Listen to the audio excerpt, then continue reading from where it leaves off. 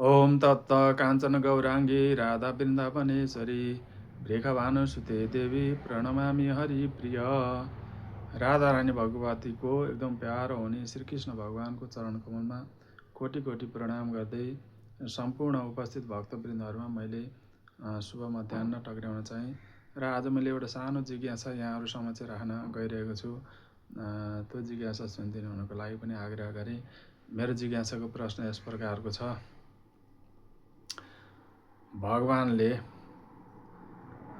यो धरतीमा लीला गर्नुपर्नेको कारणहरू के हो भन्ने मेरो जिज्ञासा थियो। त्यो जिज्ञासा खोज्दै जाँदा भागवत गीताको 3 अध्यायको 20औं श्लोकमा भगवान श्रीकृष्णले भन्नुभएको वचन मैले यहाँ समक्ष राख्न गइरहेको छु। स्वीकार गरिदिनु न आग्रह गरेँ। भगवान भन्नुहुन्छ, कर्मणैव हि संसिद्धि मास्तिता जनकादय लोकसङ्ग्रहमेवापि सम्पश्यन् कर्तुमर्हसि। भगवान श्रीकृष्ण भन्नुहुन्छ, जनक आदि राजाहरूले केवल निर्धारित कर्म गर्नाले मात्रै पनि सिद्धि प्राप्त गरे।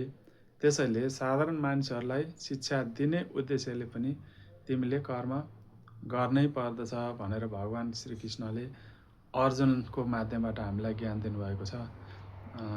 र जनक आदि राजा एकदम सिद्ध राजा हुनुहुन्थ्यो। जनक राजा सिद्ध राजा हुनुहुन्थ्यो। त्यसै गरी अर्जुन पनि एकदम सिद्ध नै हुनुहुन्थ्यो। अर्जुन पनि सिद्ध नै हुनुहुन्थ्यो। उहाँहरूले त्यो लडाइँ नलड्दा पनि हुन्थ्यो, कुरुक्षेत्रको लडाइँ नलड्दा पनि हुन्थ्यो र जनक राजाले राज्य नगर्दा पनि केही फरक पर्दैन थियो।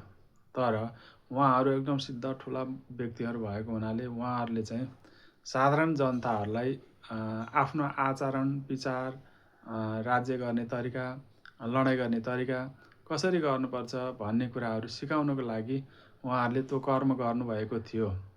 जनक राजाले साधारण जनताहरूलाई सिकाउन, राज्य शासन कसरी चलाउनुपर्छ भन्ने सिकाउनको लागि उहाँहरूले त्यो आफ्नो आचरण कर्महरू गर्नुभएको थियो। र यस्तो कर्म गर्नाले सिद्धि पनि प्राप्त हुँदो रहेछ भनेर सबैलाई जानकारी गराउनको लागि पनि जनक राजाले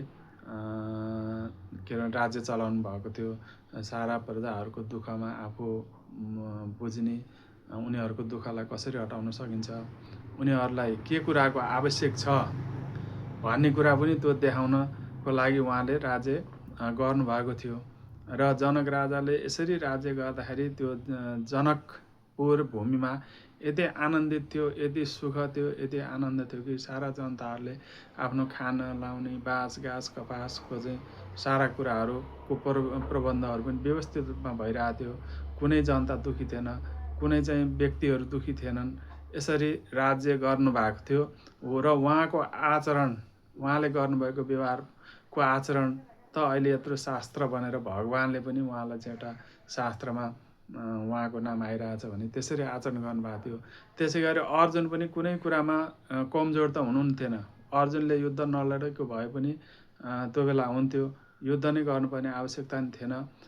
किनभने अर्जुनको माध्यमबाट अर्जुनले कसरी युद्ध गरे, भगवानले चाहिँ कसरी प्रेरित गर्नुभयो आफ्नो कर्ममा भन्ने कुराहरू देखाउनको लागि नै उहाँले अर्जुनको माध्यमबाट यी कुराहरू गर्नुभएको हो। र जस्तो ठुलो व्यक्तिहरूले जस्तो कर्म गर्यो त्यस्तै चाहिँ कर्म साधारण व्यक्तिहरूले सिक्छन् र त्यही अनुसारको कर्म गर्छ र अनि राष्ट्र मजबुत हुन्छ, संसार मजबुत हुन्छ, समस्त प्राणीहरू चाहिँ त्यही कर्ममा लाग्छन् र पाप कर्मबाट उनीहरू विमुख भएर शुभ कर्म र शुभ कार्यतिर लाग्छन् भन्ने कुरा दर्शाउन भगवानले फेरि भन्नुहुन्छ, यद्यदाचरति श्रेष्ठ तत्तदेव तरो जन सयत् प्रमाणम कुरुते लोकस्तदनुवर्तते। भागवत गीता 3:21 भगवानले भन्नुहुन्छ, ठुला मानिसले जे जस्तो काम गर्छन् सामान्य मानिसले त्यसैको अनुसरण गर्दछ। ठुला मानिसले अनुकरणीय कार्य गरेर जस्तो आदर्श स्थापित गर्छन् सारा संसारले तिनै कुराको अनुसरण गर्दछ भनेर श्री भगवान श्रीकृष्णले फेरि अर्को उसमा भन्नुभएको छ।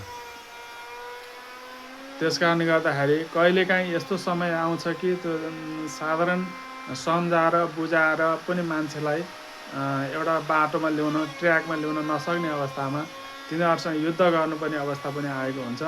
र त्यसै कारणले गर्दा पनि अब जस्तै उदाहरण पनि दिनुभएको छ कुरुक्षेत्रको लडाइँमा भगवान् श्रीकृष्ण लगायत विभिन्न विदुर भगवान् श्रीकृष्ण आदि धेरैले गएर चाहिँ कौरवहरूलाई सम्झाउँदा पनि उनीहरू मानेनन्। उनीहरू लडाइँ नै गर्ने पक्षमा रहे र अन्त्यमा बाध्य भएर श्रीकृष्ण भगवान्ले अर्जुनलाई लडाइँ गराउनु पर्यो र आखिरी तिनीहरू जसले के भन्छ गलत बाटो गलत तरिकाले हिँडेको हुन्थ्यो र जसले दमन गरे हुन्थ्यो शोषण गरे हुन्थ्यो ती कौरवहरूले पाण्डवहरूलाई दमन गरेका थिए शोषण गरेका थिए। त्यस कारणले गर्दा त अब भगवान्ले अर्जुनलाई लडाइँमा सर्वशक्तिमान बनाएर दुर्योधन जस्तो कौरवहरूलाई चाहिँ हराउनु भएको थियो भन्ने कुरा यहाँ भगवान्ले भन्नुभएको छ। र आफूले लडाइँ गर्दा पनि एउटा अनुशासनमा बसेर उहाँले लडाइँ गर्नुभएको थियो भने साधारण उहाँको लडाइँबाट पनि साधारण व्यक्तिहरूले कसरी लड्नुपर्छ कसरी चाहिँ आफूले विजय प्राप्त गर्न सकिन्छ भन्ने कुरा चाहिँ उहाँले चाहिँ अर्जुनको माध्यमबाट यो गीताबाट ज्ञान दिनुभएको छ। र भगवान् भन्नुहुन्छ शिक्षकहरू भगवान् भनेको शिक्षक हो। शिक्षकले जस्तो तरिकाले चाहिँ विद्यार्थीहरूलाई पढाउँछन् विद्यार्थीहरू त्यस्तै तरिकाको बन्छन् भनेर भनेको छ। शिक्षकले यदि आफू गलत आचार अनुशासनहीन भएर विद्यार्थीहरूलाई कुनै कर्म सिकाउँछ भने त्यो विद्यार्थीहरू पनि अनुशासनहीन भएर अगाडि बढ्छ।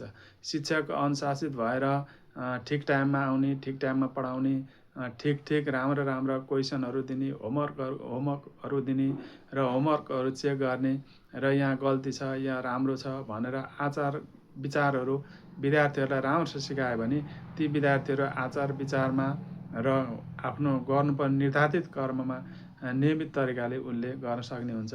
र शिक्षक नै अनुशासनहीन छ चाहिँ अनैतिक व्यवहारहरू गर्छ नखानुपर्ने कुराहरू खाइरहेको हुन्छ नबोल्नुपर्ने कुराहरू बोलिरहेको हुन्छ भनेदेखि विद्यार्थीहरू पनि त्यस्तै तरिकाका हुन्छन् भन्ने सिद्धान्तहरू प्रस्तुत गर्नको लागि पनि भगवान् श्रीकृष्णले यो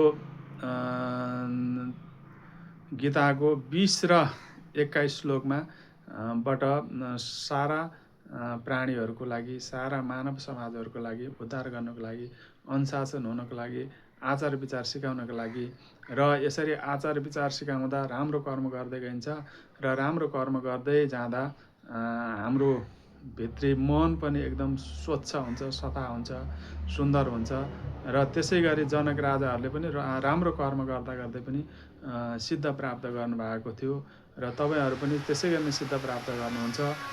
कर्ममा एकदम निरन्तर सुन्दर कर्ममा राम्रो कर्ममा भगवानको सेवामा र आफ्नो माता पिता गुरुको सेवामा र सारा प्राणीहरूको सेवामा हामी लाग्न सक्यौँ भने आफ्नो यो कर्मले पनि सिद्ध प्राप्त गर्न सकिन्छ। जो कर्ममा लागिरहनु भएको छ उहाँहरूले पनि कर्म गर्दै पनि सिद्धि प्राप्त गर्नुहुन्छ परम पुरुषलाई प्राप्त गर्नुहुन्छ भन्ने ज्ञान यहाँ भगवान् श्रीकृष्णले दिनुभएको ज्ञान मैले यहाँहरू समक्ष राखेँ।